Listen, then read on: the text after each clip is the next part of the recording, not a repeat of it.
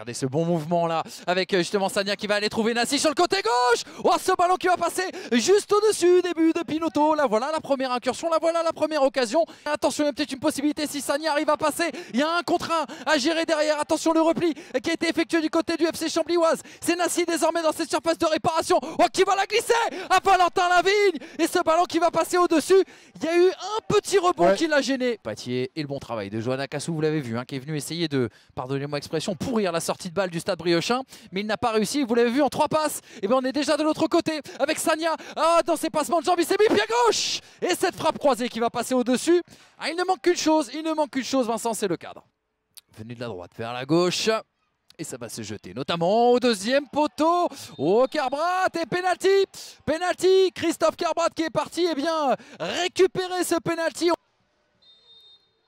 Allez, c'est parti, course d'élan pour Théo Bloudo. Il va frapper, pied droit, le contre-pied parfait, ouverture du score du Stade Briochin. La 3e réalisation de Théo Bloudo dans cette saison et cet exercice 2021-2022, 1-0.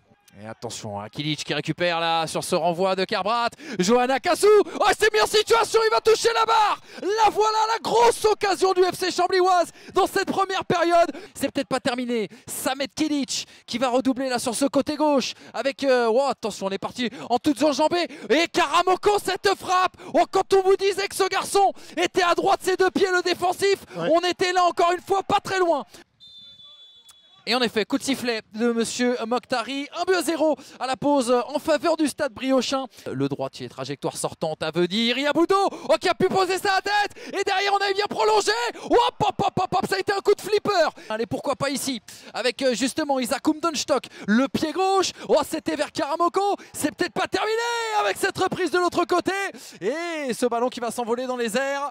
Attention, Guillaume-Henri dans cette position, il va finalement décaler Alexandre Vincent. Alexandre Vincent qui va essayer de contourner, déborder, centrer.